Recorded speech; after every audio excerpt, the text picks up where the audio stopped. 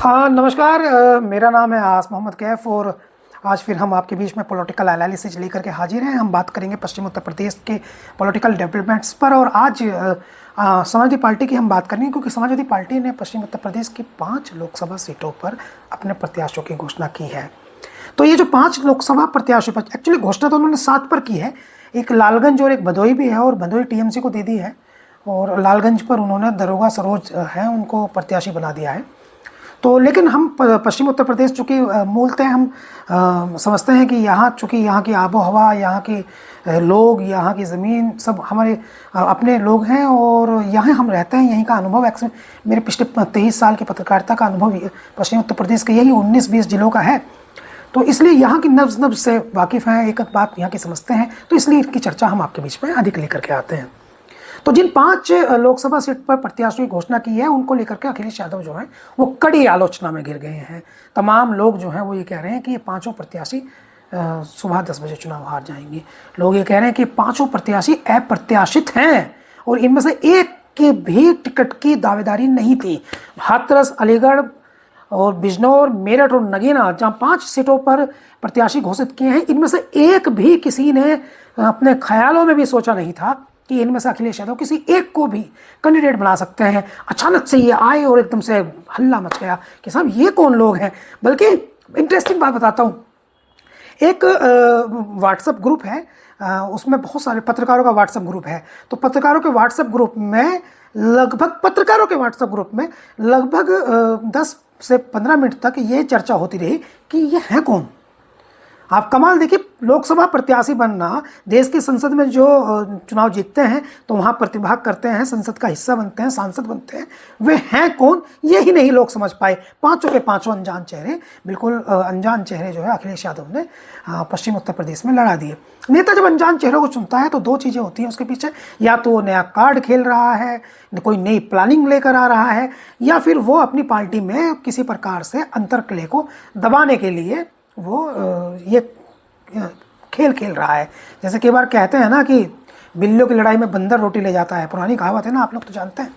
तो अभी क्या है कि 5 प्रत्याशी कौन है ये, इनका पहले हम नाम बता दें आपको। एक है हाथरस से जसवीर वाल्मीकि, दूसरे हैं अलीगढ़ से विजेंद्र सिंह, तीसरे हैं मेरठ से भानु प्रताप सिंह, चौथे हैं बिजनौर से यशवीर सिंह और 5वें हैं नगीना से डॉक्टर मनोज कुमार। एक का नाम सुना है आपने? नहीं सुना है। यही तो अजीब स्थिति है। इनमें से एक भी वो हाँ, थोड़ा सा जो है वो बिजनौर वाले, जो उनका पूरा नाम मैं ले लूँगा तो वो आप समझ लेंगे, लेकिन उस पर भी ज़्यादा चौंक जाएंगे। उनका पूरा नाम है यशवीर सिंह धोबी। तो आप लोग समझ गए हैं, वो वही हैं जो नगीना के सांसद रहे हैं।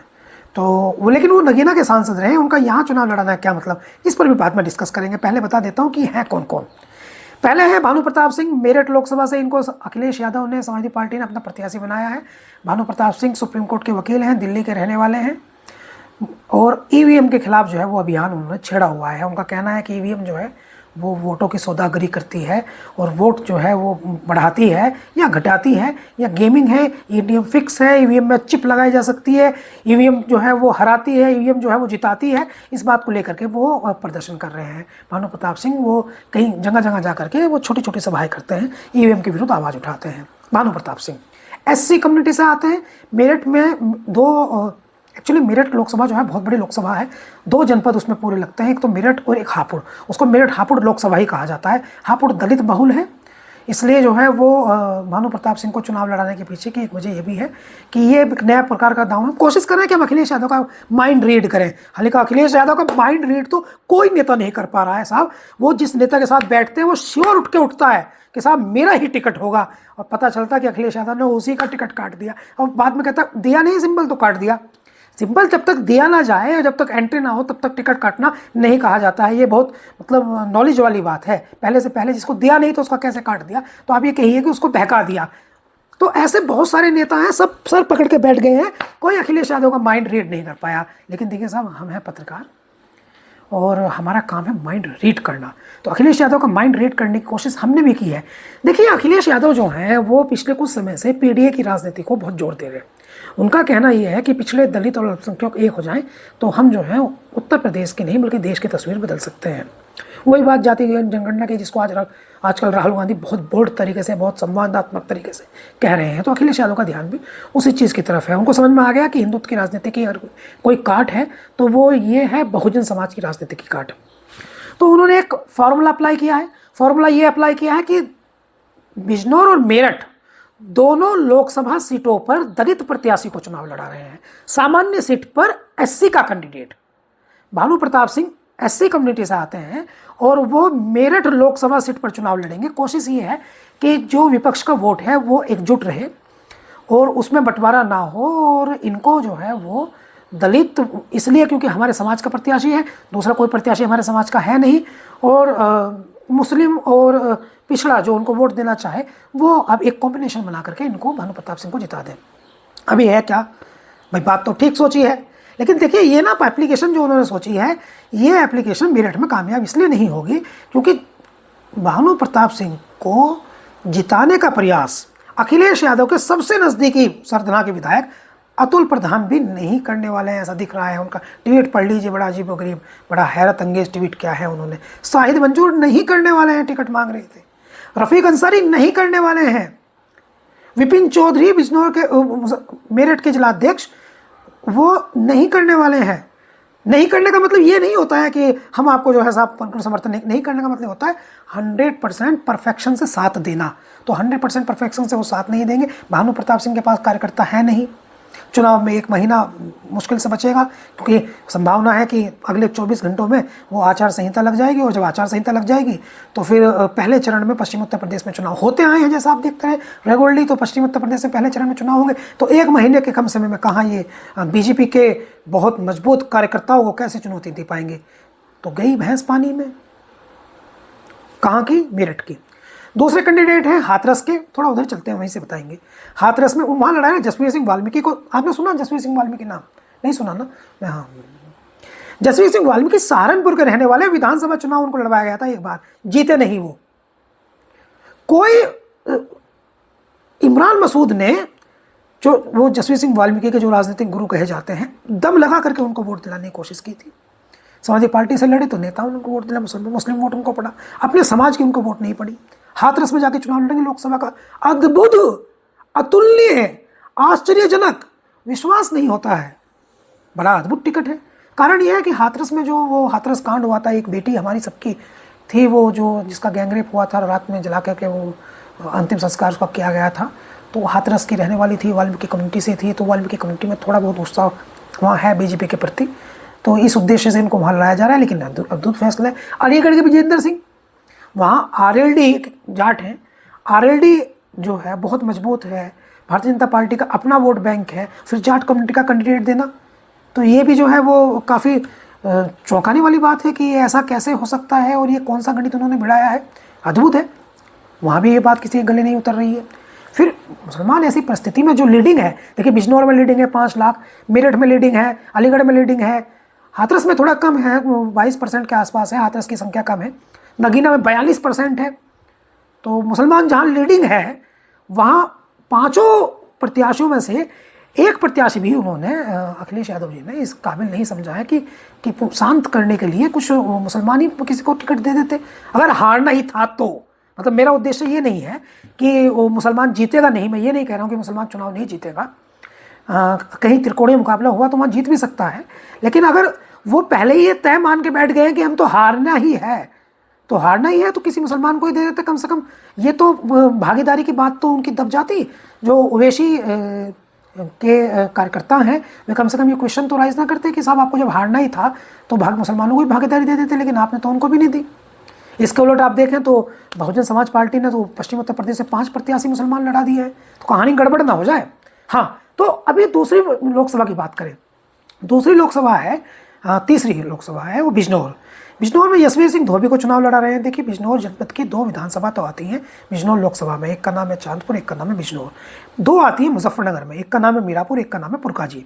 एक आती है मेरठ में जिसका नाम है हसनापुर। और बहुत बड़ी लोकसभा है साहब, एक छोर से दूसरे छोर तक जाने के लिए, यानी पुरकाजी से किठोड़ तक जाने के लिए ये पूरी लोकसभा लगती है, तो 150 किलोमीटर का सफ़र पड़ता है।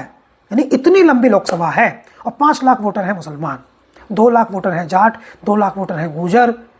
और ऐसी परिस्थिति में यहाँ जब ये समझा जा रहा था कि जाटों को बहुत अधिक तरजीह दिए जाने से गुजर एक विकल्प हो सकता था इंडिया गठबंधन में आगे बढ़ाने का, और जब गुजरों को प्रत्याशी नहीं बनाया गया तो एक तरह से वॉकओवर देने वाली बात हो गई। इसका मतलब यह है कि खुला छोड़ दिया बिल्कुल बीजेपी के लिए कि लड़ना नहीं है, आप चाहे जीत लो। यशवीर सिंह धोबी कोई इम्पैक्ट नहीं, उनका कोई कुछ नहीं, बस इसलिए चूंकि नगीना से डॉक्टर मनोज कुमार, जिनको कुछ लोग कहते हैं, डॉक्टर मनोज कुमार दावा करते हैं कि वो अखिलेश यादव के मित्र हैं, एडीजे थे वो नोएडा में, वहाँ से उनको वीआरएस दिला करके नगीना में चुनाव लड़वा रहे हैं। तो यो ठीक है, चलिए किसी को वीआरएस दिलाकर आप चुनाव लड़वा रहे हैं तो हाथरस लड़वा सकते थे ना, वो सुरक्षित सीट है। इटावा लड़वा सकते थे, सुरक्षित सीट है। लेकिन चूंकि नगीना में आपको लगता है कि वहाँ चंद्रशेखर आज़ाद चुनाव लड़ रहे हैं और चंद्रशेखर आज़ाद जीतेंगे तो उनके लिए भविष्य में जाकर चुनौती बनेंगे, वो नेता के तौर पर जो है विकसित होंगे, तो वो नेता के तौर पर विकसित होंगे तो फिर उनके लिए चैलेंज ना बन जाए, तो वो नहीं जीतने चाहिए। तो कहीं ऐसी कोई उद्देश्य तो नहीं है, मतलब आप समझिए। तो डॉक्टर मनोज कुमार साहब जो हैं वो साफ सुथरी बात है, चंद्रशेखर जो हैं वो जीतने नहीं देंगे डॉक्टर मनोज कुमार को। आज चंद्रशेखर की एक रैली हुई है नगीना विधानसभा में, और रैली में 50,000 आदमी जुट गया है, तो कैसे जीतने देंगे सोचिए आप। जिस आदमी को नहीं, चंद्रशेखर फेस है दलितों का, और चंद्रशेखर दलितों का फेस है, पश्चिम उत्तर प्रदेश में लोकप्रिय है, मुसलमान पसंद करते हैं, और वो नगीना सहारनपुर लोकसभा से अधिक दूर है भी नहीं, और वहाँ जाकर के चुनाव लड़ रहे हैं। चंद्रशेखर की ससुराल हरिद्वार में है, आप कमाल देखिए, चंद्रशेखर रहने वाले सहारनपुर के हैं, ससुराल उनके हरिद्वार में है, और लोकसभा से लड़ रहे हैं नगीना से, और तीनों की सीमाएं मिलती हैं, सहारनपुर, हरिद्वार और नगीना, तीनों सीमाएं आपस में कनेक्ट होती हैं। तो इस बात की बिल्कुल संभावना नहीं है कि चंद्रशेखर जो है वो जीतने देंगे डॉक्टर मनोज कुमार को।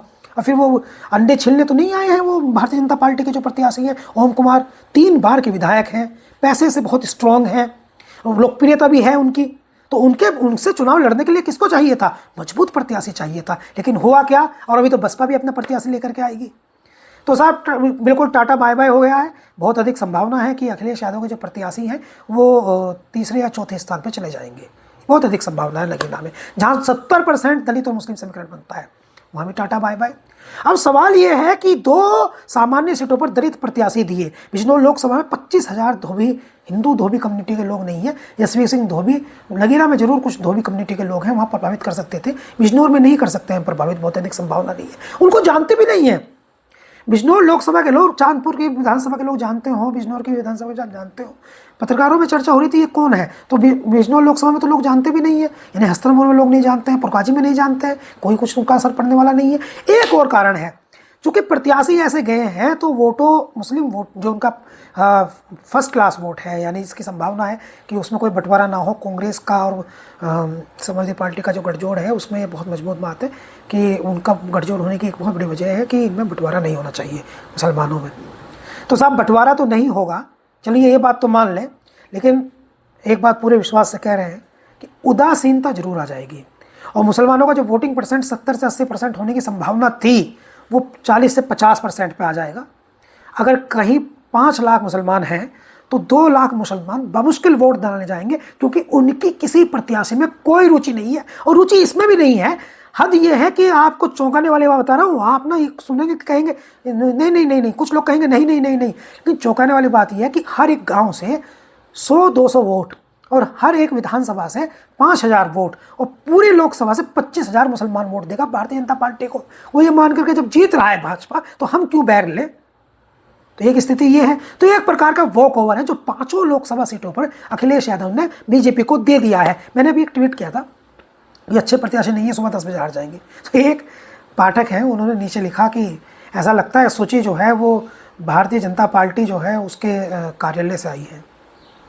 देखिए अभी अखिलेश यादव की जो स्ट्रेटजी है, जो हम इस चुनाव में उनकी स्ट्रेटजी देख रहे हैं, वो ऐसा लग रहा है जैसे वो इस चुनाव को, इस लोकसभा चुनाव को दमदार तरीके से लड़ना ही नहीं चाहते, और दमदार तरीके से मायावती भी नहीं लड़ना चाहती, और कांग्रेस का कोई फाउंडेशन उत्तर प्रदेश में अभी है नहीं, उनके पास कार्यकर्ता नहीं है। तो ऐसी स्थिति में जो ये बातचीत है कि भारतीय जनता पार्टी और उनके घटक दल जो हैं 70 से 75 सीटें जीत जाएंगे, तो ऐसे तो आसानी से जीत जाएंगे, जिस प्रकार से टिकटिंग अखिलेश यादव कर रहे हैं। एक तो होता है, देखिए एक बहुत मशहूर शेर है, अखिलेश यादव आजकल शायरी बहुत शानदार करते हैं, ट्वीट देखिए शेर लिखते हैं, दोस्त मिलते हैं शेर लिखते हैं, मिलने आता है कोई शेर सुनते हैं, शेर सुन लीजिए। गिरते हैं शहसवार मैदान जंग में, वो तिफल क्या गिरे जो घुटनों के बल चले। तो साहब इन्होंने तो लड़ना ही छोड़ दिया है, इनके तो डिसीजन ही ऐसे हैं। हाँ गंभीर हैं, कहाँ गंभीर है अखिलेश यादव, कहाँ गंभीर है? आजमगढ़ पर गंभीर है, कन्नौज पर गंभीर है, बदायूं पर गंभीर है, फिरोजाबाद पर गंभीर है, मैनपुरी पर गंभीर है। मैनपुरी से आलोक साक्य को ये लाए थे, एमएल सिंह को कैंडिडेट पहले नाम उनका भेजा गया था ताकि वो डिम्पल यादव को जिताने में इनकी पत्नी को मदद करें। आजमगढ़ से इन्होंने लालगंज से प्रत्याशी बनाया दरोगा सरोज को ताकि वो दलित वोट कुछ इनको दिलवा दे, पड़ोस की सीट है, पड़ोस की लोकसभा सीट है। और गुड्डू जमाली को एमएलसी बनाया क्योंकि वो पहले उनको जो वोट पड़ी थी वो नुकसान ना हो जाए, जिस धर्मेंद्र यादव जिस कारण से हार गए थे वहाँ मैनेज हो जाए। रामजीलाल सुमन को इन्होंने लोकसभा में भेजा ताकि फिरोजाबाद सीट पर रामगोपाल यादव जो है उनके बेटे वो चुनाव जीत जाए। बदायूं में शिवपाल सिंह यादव को भेजा ताकि सलीम शेरवानी जो उनकी पार्टी के राष्ट्रीय सचिव थे और उन्होंने रिजाइन कर दिया था, उनको मनाने में शिवपाल सिंह यादव सक्षम है क्योंकि वो मित्र हैं। तो कहाँ गंभीर है अखिलेश यादव? अखिलेश यादव गंभीर हैं जहां इनके परिवार के लोग चुनाव लड़ रहे हैं। यार कमाल है फिर तो साहब, ये तो बड़ी अजीबोगरीब स्थिति है। कम से कम उनके लिए जो भारतीय जनता पार्टी को चुनाव, देखिए विपक्ष और विपक्ष होता है, तो जो भारतीय जनता पार्टी को हराना चाहते हैं चुनाव, उनके लिए तो ये काफ़ी विकट स्थिति है। तो फिर तो इसका मतलब ये है कि जो 111 विधानसभा सीटें इन्होंने जीती और इनको भर भर के मुसलमानों ने वोट दी, तो उनके साथ तो धोखा हो गया। फिर जिस प्रकार की राजनीति ये कर रहे हैं उस प्रकार की राजनीति में तो ये समर्पण कर रहे हैं, लड़ना ही नहीं चाहते। अब इनका कहना कुछ भी हो सकता है, इनका कहना ये है कि साहब मैं दलित और दूसरा वोट पीडीए का एक गठजोड़ बनाना चाहता हूँ। नहीं देखिए ऐसा नहीं है, मैं सही बात बताता हूँ आपको। असल में ये कह कुछ रहे हैं, कर कुछ रहे हैं, सोच को रहे हैं, और इनके पास ना ही तो थिंक टैंक है और ना ही ये चीज़ों को जो है वो सुनना चाहते हैं, समझना चाहते हैं। मुझे तो एक शक और भी है कि इनको जो इनसे जो बातचीत की जाती है, इनसे जो कांटेक्ट किया जाता है, इस बात की अब संभावना कम है कि इन तक बात पहुंच रही है या नहीं पहुंच रही है। मैं ये बात इसलिए कह रहा हूं कि इनकी कोशिश ये है कि कांग्रेस तो इनके गठजोड़ में है, इनकी कोशिश ये है कि कुछ जो दूसरा सेकुलर पार्टी है, जैसे बहुजन समाज पार्टी है, बसपा है, तो इनकी कोशिश ये है कि बसपा का वोट ये तोड़ ले और ये पूरी तरह से जो है वो नंबर 1 विपक्ष पार्टी बन जाए। भाजपा जीता तो जीत जाए, लेकिन अगर ये दूसरी राजनीतिक दल को, जो दूसरे राजनीतिक दल हैं उनको अगर ये कमज़ोर कर देंगे तो आगे ये 2027 में इनका रास्ता साफ हो जाएगा, या आसानी से सीएम बन जाएंगे। ऐसा नहीं हो सकता साहब, इस पूरे खिचड़ी भी आसानी से नहीं बन सकती, बहुत कठिनाई होती है। खिचड़ी भी आसानी से नहीं बन सकती, बहुत कठिनाई होती है। आप कह रहे हैं कि आप आसानी से सीएम बन जाएंगे उत्तर प्रदेश के? ना ना अखिलेश जी, ना, आपसे नहीं होगा। धन्यवाद। मेरा नाम है आसुम कैफ और मैं स्पष्ट कर देता हूं कि ये सुबह 10 बजे समाजवादी पार्टी ये सीटें हार जाएंगी।